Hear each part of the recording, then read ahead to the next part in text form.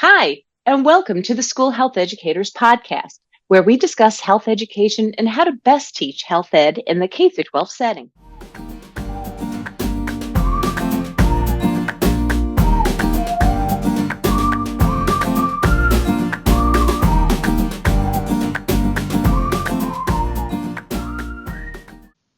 Hi, and welcome to the School Health Educators Podcast. I'm your host, Lori Reichel. Folks, it's springtime. The birds and the bees are in the air, and that means for a lot of school health educators that they're going to be talking about the topic of human sexuality. If you know me, you know what I'm going to say next, which is hopefully you're doing those lessons in a skill-based manner. Maybe you're basing it with effective communication skills, yet that topic of human sexuality is often taught towards the end of the school year. Not always sure why, but maybe because we know the kids a little bit more. Also, a little side note, April is STI/STD Awareness Month. So this is such a timely episode to offer at this time for school health educators. To talk a little bit more about human sexuality is our guest today, Dr. Sue Milstein. Like me, she's a New Yorker originally, and our title for today's episode is going to be Not Your Mama's Sex Ed Class. And I asked Sue to be on to talk about some things of her interest, and she had said she definitely wants to talk about updated human sexuality lessons.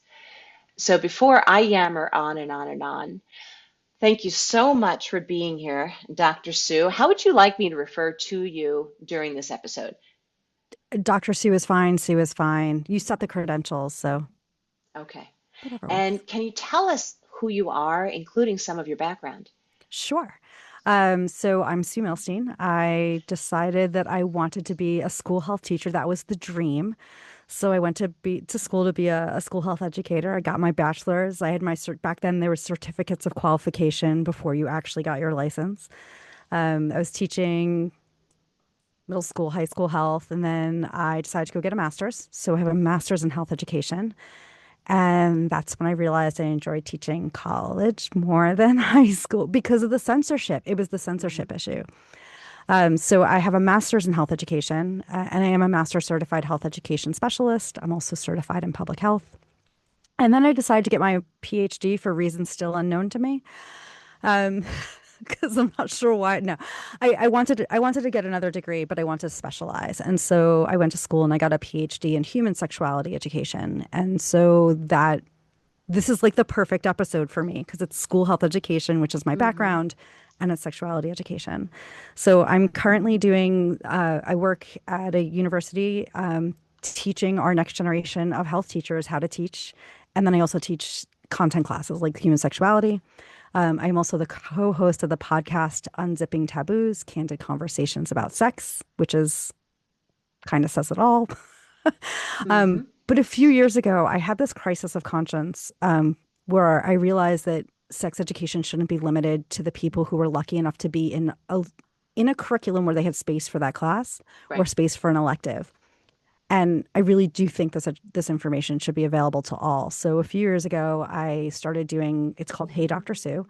And people will submit anonymous sex questions to me. And then every Sunday, I answer one and post it all over social media. So yeah, Wonderful.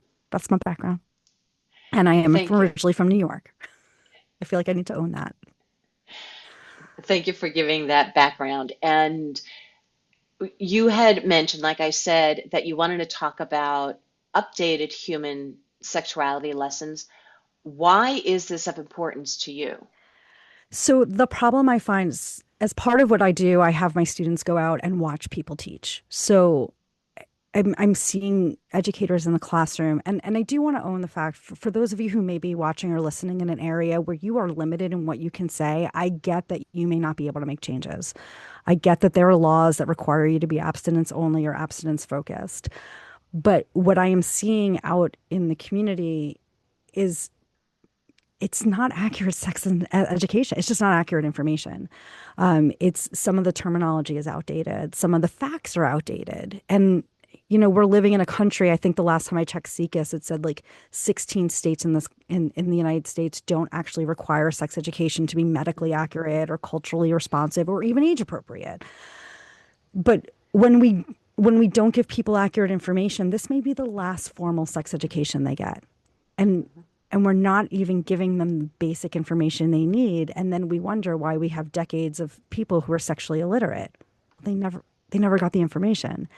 And so my feeling is if we are going to teach this, it should be done well. And what I'm seeing is very outdated, not just information, but teaching technology, teaching techniques. It's funny you bring up that medically accurate information.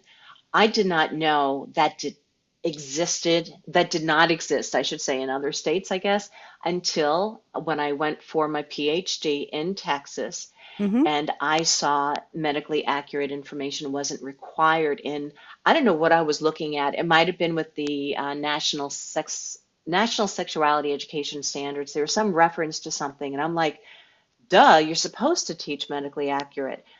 But then I saw that chart from SICUS too, and that there's so many states. That was like a huge whoa, what's Hmm. going on? Hmm. Yeah, the fact that we wouldn't do that. See, I can't even say that anymore because now we are forcing other subjects to teach information that's not accurate. Specifically, I'm seeing it in history classes, civics classes, government classes, but we would never do that in like math. Right? I mean, not that I love math or ever understood calculus, but they were rules and those rules didn't change. Two plus two was always going to equal four. And the Mhm. idea that we wouldn't be as stringent in teaching fact just blew my mind, like it did for you. It just blew my mind. Yeah, Like, how do we not do this? But then it should be no surprise that we have people who don't understand the basics of how their bodies work. yeah. When we say the term updated human sexuality lessons, what does that mean? Yeah, to me, that means that the terminology is accurate, that we're no longer using binary language when it comes to sex and gender, that we're not conflating sex and gender. I can't tell you how often I hear that. Sex and gender are two different things. They're related, but they're Hmm. two different things. So not using those words as the same, not referring to binary. People are using the term male and female condom, which is like 3 years outdated now. We're using internal and external Internal, condom. external, yep. Hmm. Yeah. So for me, part of it is language, part of it is information. And again, if you are in a state where you're teaching and you're limited, I know how hard that can be. So I get the Hmm. frustration. But if we're using information that's not accurate, I've seen incorrect information about abortion. I've seen incorrect information about how contraception works. Hmm. So just updating facts, updating terminology. And for me, the biggest thing, and I know this was a push a few years ago, but that the lesson should be trauma informed. That we're understanding what our students go through. Our students are probably experiencing some level of trauma, whether it's big T trauma or little T trauma. They've been through it. And we can't just throw facts at them and we can't just throw information at them without understanding where they're coming from, what they might be experiencing that we may never know about, and how we support them. Hmm. This isn't I know we're calling it not your mama's sex ed. When I was in school, it was like, here's the information, deal with it. Hmm. We have to be cognizant of what these students are going through. We have to be cognizant of what's happening in the surroundings that they're going home to.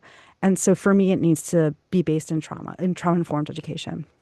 And also just more than just cognitive, like the skills based, like Hmm. teach them how to not see. I say that with sex ed, and people's like, oh, this is where the super secret lab comes in. Um, No. no, but if I tell you, learn how to say no, we've talked about that no, saying no is important to you. How do we do that?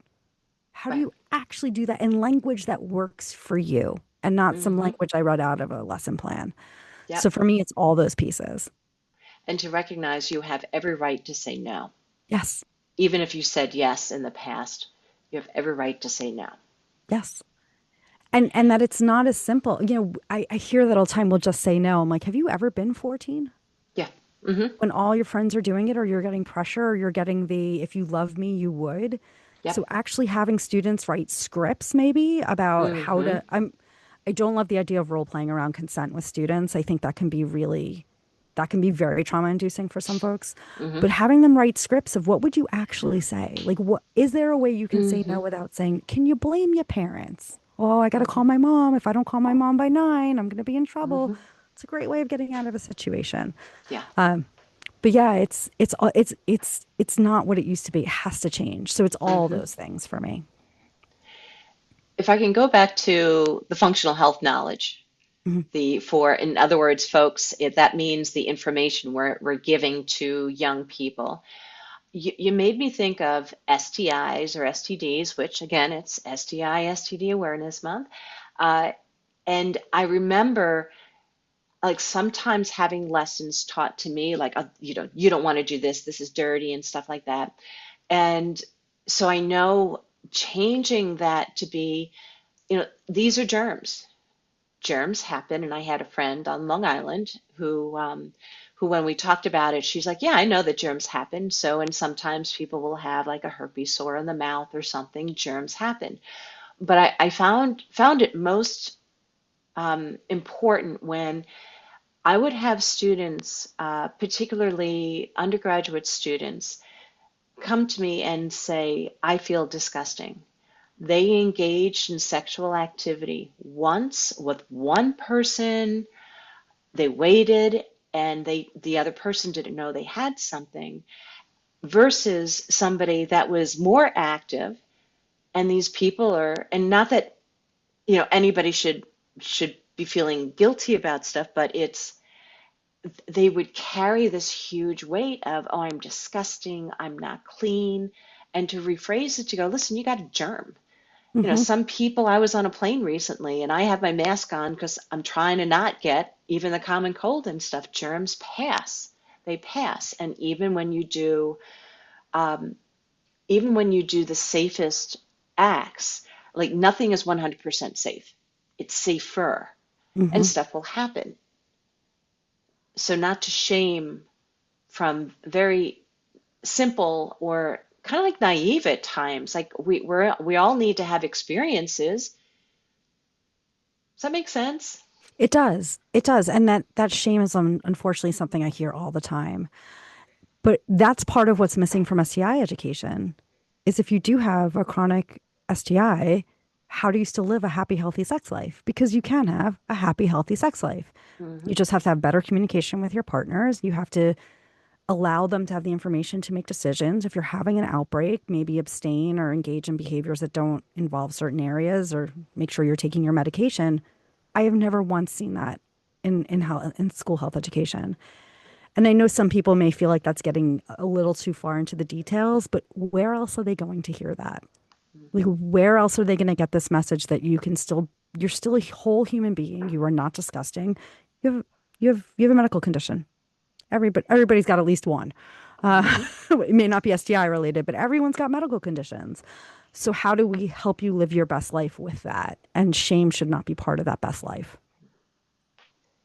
Dr. Sue, I believe I first saw you at an Eastern Division Association conference, like the AFERD, and I believe that you were talking about HPV and the vaccination. I remember that one. That And so, that's going back in time. but as a New York State health educator, I knew the laws about, I couldn't tell my students, you have to get the vaccination. Hmm. And when I attended your session, because that could be a lawsuit if something happened, then the school can get sued because I said you have to. I always say to students, do your research. You'll Hmm. have to figure out your body, talk to guardians, family members. You have to make the best decision for yourself, talk to your medical professionals and all. But something that really impressed me when I went to your session was I asked you, I think it was after you presented all this updated information about HPV, and you were talking about the vaccination, and I asked you, so would you yourself take it? And you had said your decision for it, and I think you even added something, everybody has to make their own decision to take it, something like that. but you gave your, like I do this. And that impressed me because when I've spoken to others, and even when I moved to Texas for my doctorate, there was a huge push for people to take HPV because I believe the governor at the time was getting money for people getting the vaccination. And that's not the right reason for people to get it. It was to the girls, and they had to get it to go to school, if I remember things correctly. But I was really impressed by you, how you handled it. And even when I asked other people, I'm like, well, would you take it? Well, I can't. I'm a male, a biological male. But would you still, if you were, well, well, yeah, I guess. But it was like you answered it so professionally that you Yeah, must be so impactful with your students, especially talking about this topic. thank you. I actually remember that conversation. I did not even, like you're saying that's a good 15 years ago. Hmm. I remember that conversation. And it's interesting because I say my students who are going out to become teachers, we have a really big conversation about boundaries and what do you say about your personal life and what do you not. And for me, when it comes to the science, that's a very different thing. If you would ask me what I'd done the night before sexually, I would not have answered that question. But Hmm. vaccine question is a very different. I remember that. I'm sorry, I'm having like flashbacks. I remember that conversation so clearly. Because I think I was getting the EDA Health Education Professional or Teacher of the Year, and it was really neat. There were a lot of sessions that were more focused with the college folks, academia doing presentations than school health educators or Mm. physical educators. Maybe phys ed because I'm in the health ed, but you really impressed me by how you phrased things. It wasn't pushy. And I would think that's another thing too for updated is not pushing your own values, which I believe an updated health education classroom is you help the kids figure out their values and talk to family members to figure out Yes. what the family values are. It's Yeah. not pushing what we believe is the best. It's basically being honest of, this helps some people, but it doesn't help others. Like refusal skills that just say no. Here's a list of refusal skills, and then there's others. Which one suits you best? Which one do you feel most comfortable using? Yeah, it's Taylor, and that's what it is about culturally responsive and age appropriate. How do we make it? How do we give the students what they need in that moment? And it's yeah. There's what can I throw in one more thing about the updated because I was Oh thinking I yeah. wrote it down. Mhm. One of my big pet peeves about sex education in the schools is that it's usually very disaster, disease, and death focused. It's very you're going to die, you're getting an Mhm. STI, you're going to get this unintended pregnancy. Not that those things don't happen, but we have to be careful about how we're doing things and you can still provide information without this looming overhead doom and gloom Yeah.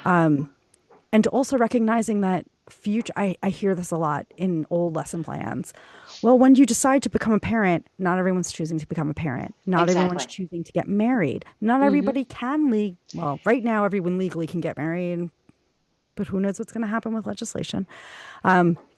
There's just this, it's not even just a heteronormative bias that goes through a lot of our old education that should be updated, Mhm. but also this idea that everyone wants to get married and that everyone wants to be in a long-term relationship and everyone wants to be a Mhm. parent someday. So that's the other thing that I would like to see changed in the updated lessons. But yeah, And I appreciate that you said that because when I talk to students, I'll say, well, if you choose to have children and if you can have children, that's more updated because some people are not physically able yeah, to do things or for a variety of reasons, but it's supposed to be a choice. It's not yeah. supposed to be like you have to do A, B, C, and D. My sex education and I do think my teacher who was amazing for what she was doing. I think she was doing the best she could given the circumstances she was in. Hmm. But it was very like you need to understand the responsibility of having a child. Like we did some of those horrible child Flower baby. egg baby, Oh and no, egg baby. And then we did it in the middle school when I was a teacher, which was weird.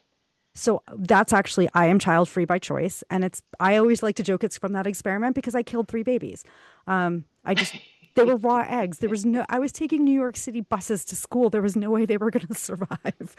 Um, but they so I got this like you don't want a baby now, but you will one day, and I'm like okay, I agree with that. I don't want one now. And now that I've seen that I just kill raw eggs, Hmm. I don't think I ever want one. And there was no place for me in that conversation. Like it just, those are the things we need to change. Hmm. That I think we need to change. Let me own my statement. Let me do some good sex educator work and own my statement. So yeah. Well, are there resources that you recommend health education teachers use? So I really love amaze.org, but also Hmm. watch the videos. They have great videos for teachers. They have great videos for parents, and they have great videos for parents to to show their students, their Hmm. children or caregivers, because sex ed should not just be in the school. It should Yeah. be in the home. Hmm. So I do love Amaze, but I do suggest watch as any educator should. Like make sure you're previewing all your stuff before you send it out. I do love on Hush curriculum, but there is a fee for that, though they do have some really good free resources as well. I know a lot of folks who are teaching using the Advocates for Youth, the 3 R's program, the rights, respect, and responsibility. And so I'm teaching people who are right now based in Massachusetts, and they actually went through and we got new frameworks last year. Okay. And so 3 R's went through and kind of redid the lessons to align with the frameworks, which can be real. It takes one more step out of what we need to do as school health teachers. And they've done that, I think, for 10 different states. I Okay. know Maryland, California, Massachusetts. I don't remember the others off. So I think that's great. And especially if you're in one of those states, it eliminates that need to show how you're aligning with frameworks, which is Hmm. important, but also it's a task. Yeah. So Hmm. those are the three I usually love. Doing professional development, going to your local AFERD conferences or SHAPE conferences or your local whatever health department conferences. That's where you're going to get more updated information. And it may be that you may be an amazing teacher who doesn't need new teaching techniques, but you need the content. Hmm. There's a lot of places online that do. ETR has some great stuff. So yeah, they're just looking for content sometimes. And if you are new to teaching, just learning new teaching methods, which you can get at a lot of those conferences. Hmm. Thank you. And Yeah. I agree with the list that you just provided. There are things out there.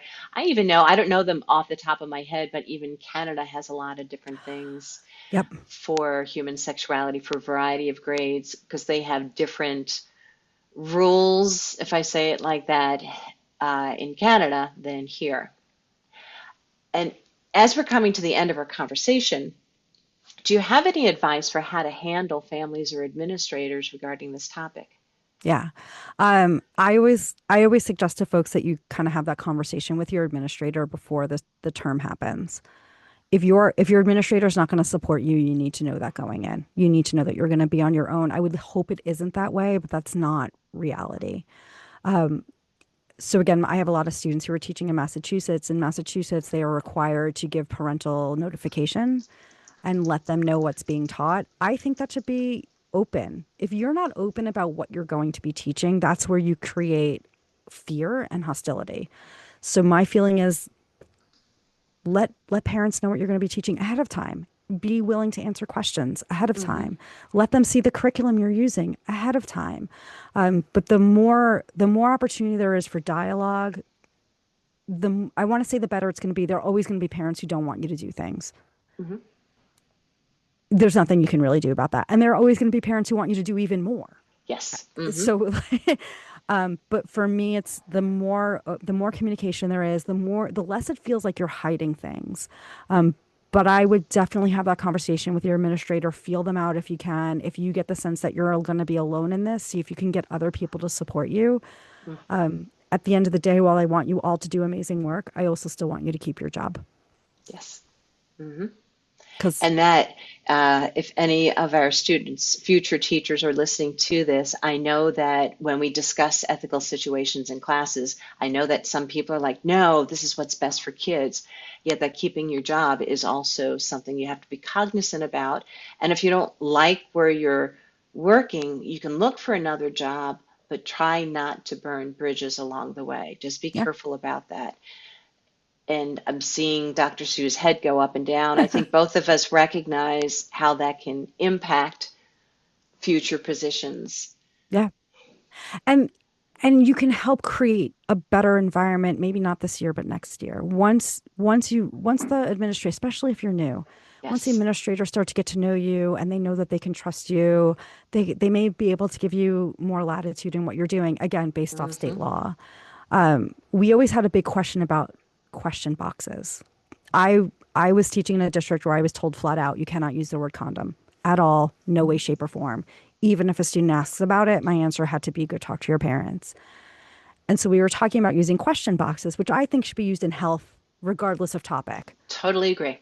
I hate when we change teaching methodology around sex ed. You should be Mm-hmm. creating a sense of understanding about how your class is going to work. That's Yep. part of trauma informed education. Mm-hmm. And one of my students said, "Well, if I'm told I can't say it unless a student says it, I'll just write a question and draw. I'll salt the box. I'll just write the question." I'm like, "That's really unethical. Yeah, it is. That is Mm-hmm. that is really saying that what you want is more important than when this school district, which is its own community, is telling you. And if a student's not asking about it, maybe that's more important to you than them." And they're like, "But they need this information." I'm like, "But but maybe they're not ready for it." Yeah.